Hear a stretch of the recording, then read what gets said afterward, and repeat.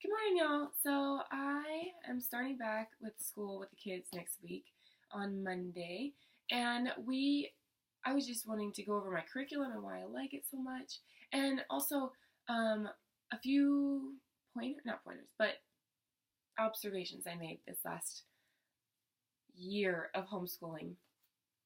So my kids had a much longer break last year between Christmas and New Year's, and I feel like that really helped them to just kind of or de-school, whatever you call it. I don't remember right now. But to de-school and to kind of get out of that rhythm of doing everything for school. My oldest two had gone to school, and then my third had not gone to school yet. And so I really wanted the oldest two especially to kind of be able to unwind and not have the same expectation for our schooling at home as they did for school at school. And for the first month or four, it was rough. My kids kept saying, "Well, that's not what they do at school. That's not the way that Miss Super or Miss So and So did it. That's not the way that Miss, you know." It was always a comparison for the first four, I want to say 4 months, 4 to 6, and then all of a sudden, right around summer break, everything just clicked, and they were like, "Okay, well, this is the way we're gonna do it." So now we're in that nice groove of things. But I did make one fatal mistake this year. I forgot about the fact that my kids are so little, and so having the 7 weeks on, 2 weeks off for Christmas vacation is not exactly the best idea because my kids need that break. They need that downtime. They need that time to unwind and just relax a little bit. The youngest I have is a preschooler, so I mean, really, I don't need to push it. It's just kind of like I was feeling it out to see what I can do this year, and I just learned that 7 weeks on, 2 weeks off the whole year is just not good for my kids. I have to take actual holiday breaks, not holiday breaks, but like Christmas break for sure, like winter break, where we take like a whole month off and then just kind of do what we can when we can, or like go to the zoo and do things educational, but not like shove it down their throat like I do with our normal school. I don't usually shove it down their throat. You'll see what I'm saying.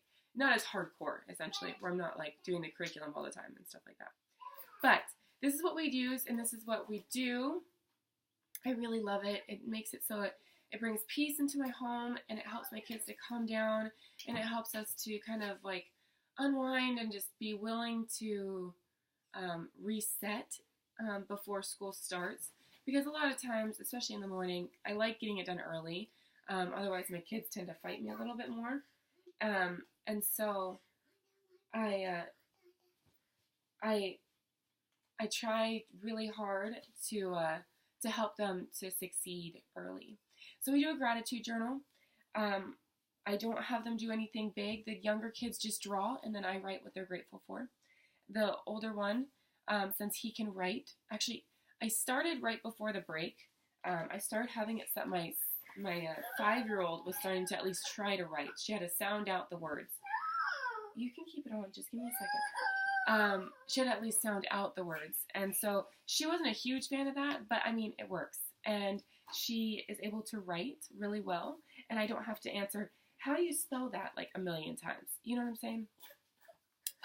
So that's super helpful. And we do that gratitude journal. And then we read out of, the kids call it the scriptures, but it's not the scriptures. It's scripture stories. They're these books that I found on Amazon. They're so, so good. So we have 4 of them? 5 of them. We have 5 of them. Because there's two levels to this one, or volumes to this one. These are amazing. So if you ever want to just read stories that are on the kids' levels, I really feel like these are really, really good. The Who's Your Hero stories, they also do like the Family Proclamation, and they also do the Plan of Salvation. The Plan of Salvation and the Family Proclamation are actually my favorites. I love how they break it down. My oldest likes the Plan of Salvation. You need to go find a shirt, please. Go on. And then, but I love how they break down the stories, and I love how they break down the teachings and the principles in it. But most importantly, I like how they give you teaching tips. And I like how they break it down for the adults as well, so you can help the children to understand. And I also like how they give cues as to when to ask your parents things. Like, hey, this is probably something you should ask your parents about. Which is really cool, because I feel like a lot of times as children, you don't really know when's the right time to ask a question or when's the right time to figure things out. And so I really, really like that. I really like how it does that. But anyways, so, and then I was just going to go through the curriculum that we use. We started with the pre-K. The curriculum that I use is kind of odd. It starts, I say it's odd. I just don't understand it very well. Because it starts with pre-K instead of K primer. And I feel like K primer should be first. Just because I'm like, wouldn't that mean like before? But whatever. So, pre-K and K primer, they build right on each other. All the lessons just flow really, really well. And they all teach, I like how they start in the pre-K book to teach like the vowels and the sounds and the letters. They teach the numbers and counting. They encourage tracing. They do tracing and letter match or picture matching. So you have to tell us what the picture is and what letter it starts with. This is actually my 4-year-old's favorite. Good job, bud. Can you go find a tie, please? I can't unbutton my tie on that white thing. Okay, well, come show me. Then you also have to match letters to the first letter of the first sound of the words. And then later on, one of my ultimate favorites is when they start having you match the last letter. So it's the same thing, except for you match, obviously, the last letter instead. And that's my favorite, just because it makes them think a little bit more. It makes them kind of go like, oh, I get it now, So you match the last letter instead of the first letter. And so for like wagon, you'd be like, wagon, what is it? What makes that sound? Or what does wagon end with? Let's see, door, what does door end with? You know what I'm saying? So you help them out along the way, but it's not something that's like super hard. And the lessons take like maybe 15 minutes, 30 if they're really cranky. And then the K primer has like dot-to-dot matchings, which I just think are so cute. I love them. They're so fun. It also has them start to read. So in pre-K, you're just learning the sounds. In K primer, you are learning to read, which I think is kind of quick, in my opinion. I don't think my kids should have to learn how to read before kindergarten, but I think it's just to kind of set down the base. I don't think they absolutely have to read by the end of K primer. I think it's more along the lines of, we just want them to know and understand the fact that they can read, and these letter sounds and combinations are put together to make words. And so I like that. They have a lot more tracing in here. Instead of having pictures with it, it's usually just tracing. Oh, this is my other favorite thing that they do. They've done this in the other one too.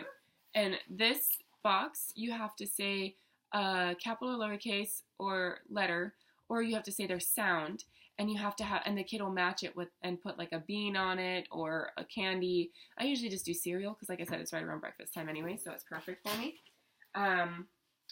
But yes, I love, and it builds, like I said, it builds right onto each other. So you have the first one that literally just starts with the alphabet and the letter sounds, then it moves on to like how many letters are in, it slowly moves on to like how many letters are in the alphabet, how many vowels are there, what are the vowels, what are the vowel sounds. And the K primer, they talk about the fact that the vowels have 2 sounds, which I did not know until just recently. I mean, I knew it, but I just didn't really realize it, fully.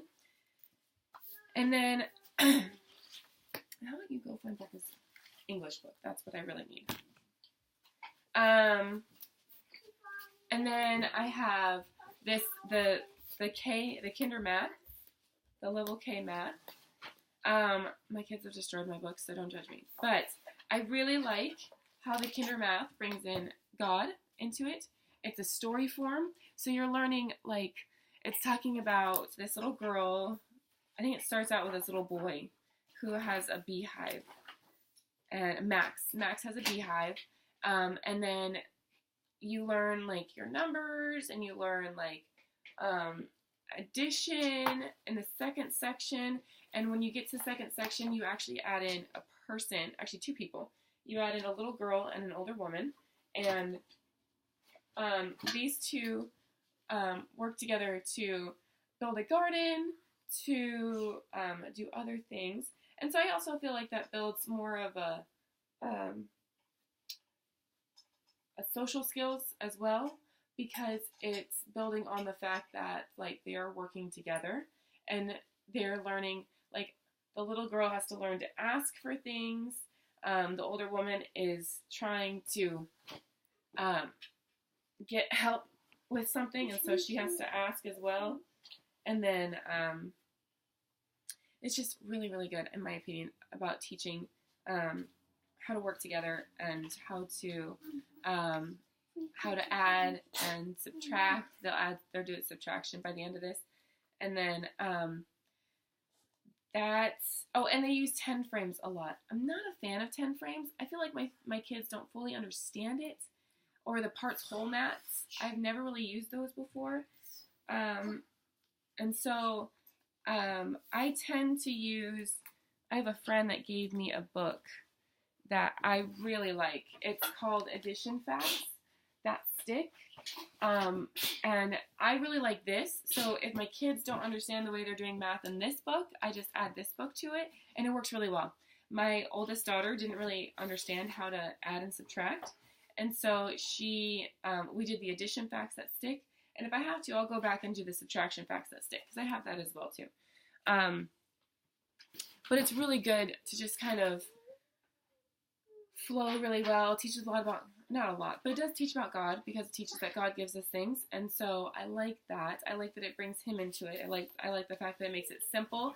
I like the fact that the manipulatives are easy to use. And I like the fact that the math is broken down in a way that they can see it, like the parts whole. I don't like using the parts whole mat, but I like the fact that they have these visuals with the parts whole mats for their worksheets, because it helps my kids to understand a little better about how to add and subtract. So I did this along with the addition math facts that stick, and I feel like my daughter especially really picked up on it really well, especially considering the fact that she didn't really want or care to read for a long time. Or not read. Do math. She likes to count. She likes skip counting.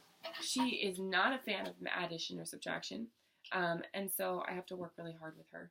So I like the fact that this is easy for me to use for her, so she can learn a little faster. My 4-year-old picks up on the addition and subtraction really well. In fact, they watch a show called Number Facts, I want to say, on YouTube. It's really, really good. I'll add a link to it in the description below, so that way you can check them out, because it's honestly been like the one thing. My 4-year-old knows how to add and subtract. We were on the way back from the zoo yesterday, and they were in the back seat playing an addition facts game. So they were adding, and the first one to answer the question would get the point, I guess. I don't know. And so my son didn't bring back my kindergarten English book. It's okay. We'll just keep doing math. So I love their, I don't have their level 1. It's okay. Their level 1 is a red book. I think they actually redid it recently, but that's okay. Their level 1's a red book. It also adds, like, it does everything. It builds right on top of each other. The thing I really like about the kinder and the level 1 is that they teach about graphs. And I don't feel like we learned about graphs. Like, I personally did not learn about graphs until I was older. Like, probably 2nd grade is when I started learning about graphs. So the fact that they have kindergartners using the graphs and like learning how to graph and to chart things is really impressive to me. I really like it. And they have a really fun time doing it. And the 1st graders also build onto that as well. And so it's really helpful that my kids are able to do those things so that they can see, excuse me, they can see and learn how to do those things early. Also, I have a friend, kind of goes along with math. So I have a friend who, my oldest is really interested in chemistry, and so she told me to go ahead and do the chemistry bonds, I think is what they are. it's like some kind of math thingy, but you learn how to add the bonds together, or the chemical bonds together, or something like that. And so I've been looking into that. I'm going to start adding it into my son's math, so he learns how to do those kind of equations. And so whenever he gets older, it's not like super hard for him to understand and to comprehend. From my understanding, 7's actually the perfect age to start introducing it. I'm going to remember what kind of math they are for chemistry. I will put them in the description below. But my first grade math, like I said, is super, super simple. It just kind of builds right on top of everything else that I already have. And it also talks a little bit about God. And it brings another kid into the story. I don't think it keeps on with the Max and Ruby story. I think it starts something else. And then this book, the level 2 math book, it completely stops with the story. But instead of having a story, it has like, oh no, I'm sorry, it has not stopped. No, this is Austin's. Instead of having a direct story that they use the whole way, like they do with math levels 1 and 2, this one has a map route, or not a map route. They are teaching about maps and how to use legends and stuff. And so they have, and like angles and lines and stuff like that. And so they have a newspaper route. A little boy has a newspaper route. I think his name is Asher. And in the newspaper route, you have to figure out different things that he does. You have to move. You have to use it. So using 10 frames. But like that was one of his math worksheets. Was he had to cut out and put all the addition problems together. And sort them together so they were all together. Every morning, before the lesson starts, he has to do a short little review of math to make sure that he's still up on everything that he's learned and that he's reviewed the stuff that he's done before. And then he has to do some time, which I love because I don't feel like we use a lot of these clocks in our house, and so it's really hard for my children to learn how to read these clocks because it's not something I have, you know. But I really, really love this. I love the fact that it brings God into it, and I love when it brings God into the curriculum, and I love the fact that it's just really easy to use. Everything flows really well. I can do the games that they have planned, or I don't, but either way, like, it's still easy to understand what they're teaching because, you know, I have all of those foundations set for what they're doing. And then I can't find my level K or 1 for my English right now for some reason. But level K for English just basically teaches rhyming words, right, Becca? That's what you're learning about, rhyming words. Mm-hmm. They start teaching that in pre-K, in the K primer book.